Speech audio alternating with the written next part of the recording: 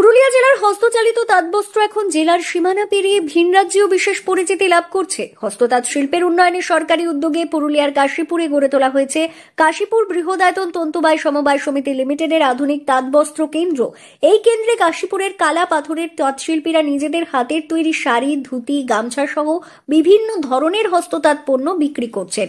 যে হস্ততাঁত বস্ত্রগুলো ঝাড়খণ্ড রাজ্য সহ রানীগঞ্জ, বাঁকুড়ার মতো বিভিন্ন জেলাতেও পৌঁছে যাচ্ছে, যা স্থানীয় শিল্পীদের সুনাম এবং অর্থনৈতিক বিকাশ দুটোই বৃদ্ধি করছে।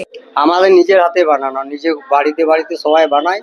আমাদের সোসাইটি আছে, সেই সোসাইটির থেকে আমাদের সুতো দেওয়া হয়, তারা বাড়ি থেকে এবারে বানায়।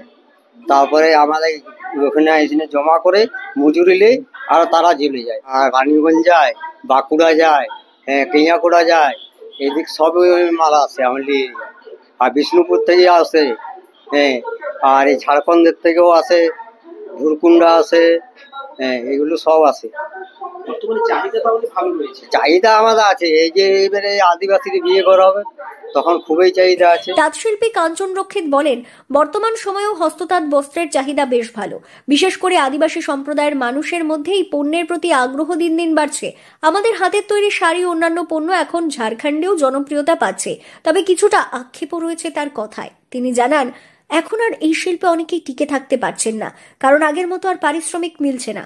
তবু আমরা এই ঐতিহ্যকে ধরে রেখেছি এবং যতটা সম্ভব এগিয়ে নিয়ে যাওয়ার চেষ্টা করছি। পারিশ্রমিক এখনকার তুলনায় একটু কম হয়ে গেছে, কেননা আগে জিনিসের দাম যে ছিল তখন পারিশ্রমিক ঠিকই হতো।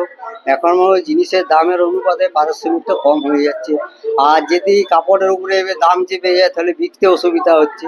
তখন কি করব, আমাদের এখনই অনেক ছেলেরা আমাদের আর করতে চাইছে না। যারা বয়স্ক করে তারা ঠিকই এখন চালিয়ে যাচ্ছে, দেখি কতদিন চলা যায়।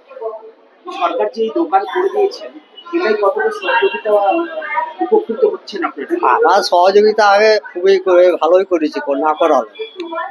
তো এখন সরকার তো এত করেনি। আগে যেমন এই রিবেট দিত, তাদের ভর্তুকি দিত, এখন ভর্তুকিটা এখন কমিয়ে দিয়েছে। তো এখন তো কোনো নেই। এখন মাঝে মাঝে কোনো সময় যদি দেখে তখন দেই, নালে আর এমনি সাধারণত এখন নেই। ওই আমরা কেবল ওই মেদিনীপুর মিলে ওই সুতোটা তুলি, তাতে কিছু ভর্তুকি দেই। ভিন রাজ্য থেকে যে সব জায়গায় মাল অর্ডার হয় বা আসে, সেগুলো আপনি কিভাবে পাঠান? ওই বাসের উপরে যায়, ওরা নিজেরা আসে কালেকশন করে নিয়ে। পুরুলিয়ার এই প্রাচীন ঐতিহ্যবাহী হস্ততাঁত শিল্পকে নিয়ে এখনো আশার আলো দেখছেন পুরুলিয়ার তাঁত শিল্পীরা।